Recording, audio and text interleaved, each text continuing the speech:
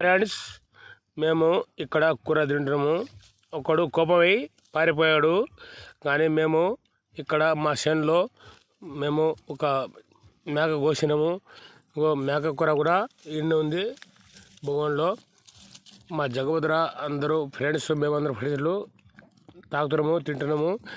కోటర్లు కూడా ఉన్నాయి, బాటల్స్ కూడా ఉన్నాయి. మొత్తం మటన్స్ కూడా తింటున్నారు అందరూ. ఇది రికార్డ్ చేయండి, మీరు వాట్సాప్ చేయండి, షేర్ చేయండి,